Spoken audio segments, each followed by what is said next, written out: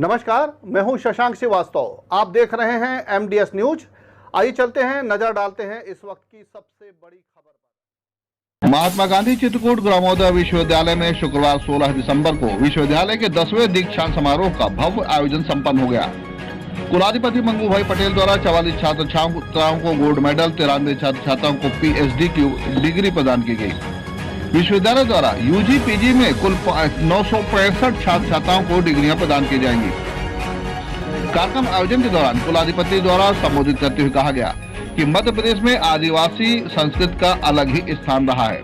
कार्यक्रम को संबोधित करते हुए राज्यसभा सांसद सुधांशु त्रिवेदी ने कहा कि भारत युवाओं का देश है। भारत में प्रधानमंत्री नरेंद्र मोदी के नेतृत्व में अगले आने वाले 25 वर्ष देश के विकास में मील का पत्थर साबित होंगे।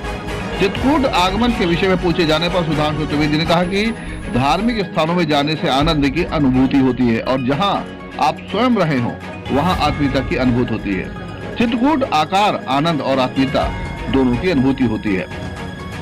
दीक्षांत समारोह प्रारंभ होने के पूर्व कुलाधिपति मंगू भाई पटेल द्वारा विश्वविद्यालय में निर्मित 2 छात्रावासों क्रमशः विवेकानंद और वैदेही छात्रावासों का लोकार्पण किया गया। साथ ही छात्रावास में छात्राओं द्वारा लगाई गई प्रदर्शनी के साथ ही आदिवासी लोक नृत्य का अवलोकन किया गया और छात्राओं को शाबाशी दी गई।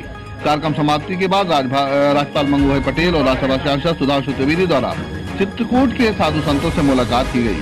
संतों द्वारा राज्यपाल और सुधांशु त्रिवेदी को अंगवस्त्र पहनाते हुए भगवान श्री कामतानाथ जी का चित्र भेंट किया गया। दीक्षांत समारोह के दौरान कुछ रोचक क्षण भी आए जब पिता और पुत्र दोनों को एक साथ राज्यपाल के हाथों पीएचडी की डिग्री मिली। ग्रामोदय प्रोफेसर भरत मिश्रा जी जिस दिशा में आगे बढ़ रहा है, निश्चित रूप से हमारा भवितव्य तय है। बस हमें अपनी अपनी भूमिका निभानी है।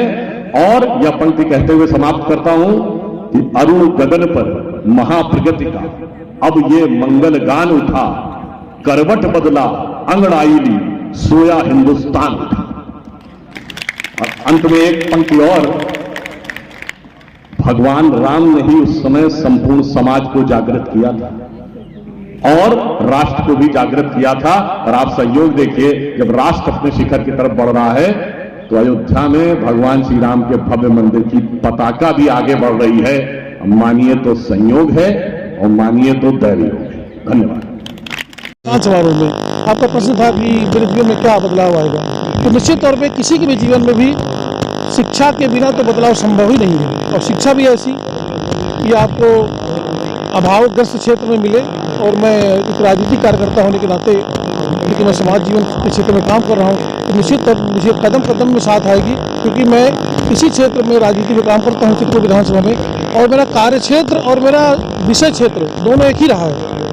तो एक प्रकार से देखा जाए तो मुझे लाभ तो मिल चुका और लाभ मुझे प्राप्त हो गया। मैं इस पीएचडी करने के दरमियान ही पूरे क्षेत्र के, पूरे गांव के, पूरे जन जन से, प्रत्यक्ष लोगों से, पीड़ित लोगों से, पुलिस अधिकारियों से, जन नेताओं से, राजनेता, सबसे मिला हूँ मैं। सबसे बड़ा संवाद कायम हुआ है। तो निश्चित तौर पर ये ज्ञानवर्धन जो आगे मुझे सेवा क्षेत्र में काम करने में उपयोगी होगा। फिजियोथेरेपिस्ट दूर दूर तक मिल नहीं पा रहा था, तो उसको कंसीडर करते हुए मैंने एक डिवाइस बनाई थी, मेडिकल डिवाइस, जिससे कि घर में रहते हुए इंसान अपनी फिजियोथेरेपी कर सके। तो उस डिवाइस को सर मैंने आपका दिल्ली में एक इंस्टीट्यूट है उसका, तो सर उसमें मैंने मेडिकल उसको टेस्ट किया पेशेंट के ऊपर, उसका रिजल्ट आया कि उसमें इम्प्रूवमेंट हो रहा है। तो उसको एग्जामिन करके मैंने सर यहाँ पे उसको उपाधि प्राप्त की है उसके अंडर। वो उसके डिवाइस का सर इतना उपयोग है कि 7,500 में आप उस डिवाइस को उपयोग ले सकते हैं। और उसका उपयोग लोगों को जहाँ पे कि फिजियोथेरेपी नहीं हो पाती है, अपने घर में लगा के खुद फिजियोथेरेपी कर सकता है सर। देवर्ष धन उपाधि मिली है impact of environment, packing materials, time और सीट वाइबिलिटी के ऊपर है। मैं नेशनल सीट कॉर्पोरेशन में कार्यरत था, वहाँ से मैं सेवानिवृत्त हुआ हूँ। मैंने देखा कि पैकिंग मटेरियल पर बहुत ज़्यादा इन्वेस्टमेंट होता है, तो मैंने कहने की इस रिसर्च से एक चीपर पैकिंग मटेरियल का खोज की, और जिससे कहने के लिए कम से कम 2.5 टाइम्स आप कॉस्ट सेव कर सकते हैं। और बहुत अच्छा महसूस हो रहा है। और हम दोनों ने बहुत अच्छे मतलब जो हमारे प्रॉब्लम थे, उसका भी बहुत अच्छा प्रॉब्लम था, मेरा भी अच्छा प्रॉब्लम था। मैंने बहुत मेहनत से हम दोनों ने कहने के लिए ये सर्च किया है और एक अच्छा कहने के लिए खोज मतलब निकाल के लाए हैं, जो कि मतलब देश के लिए और आम आदमी के लिए बहुत ही उपयोगी है। मेरा नाम विजय शंकर भानु है। की हो और यदि वह तीर्थ क्षेत्र हो तो वहाँ पर पुनः आना अपने आप में एक आनंद की अनुभूति देता है, और जहाँ आप स्वयं रहे हो वहाँ आना एक आत्मीयता की अनुभूति है। तो यहाँ आत्मीयता और आनंद का समन्वय होता है। आज जो नए विद्यार्थी अपना अपना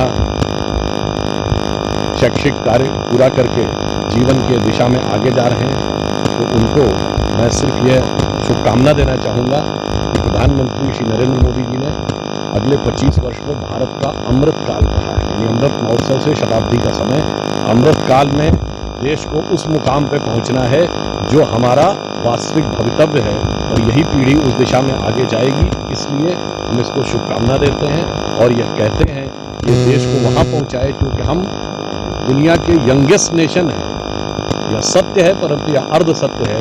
we are the youngest nation and the oldest civilisation. सबसे युवा देश, सबसे प्राचीन सभ्यता है। तो सिर्फ एक लाइन कहूँगा कि गौरवशाली था भूत, भविष्य भी महान है। अगर संभालें आप उसे जो वर्तमान है, ये वही युवा पीढ़ी।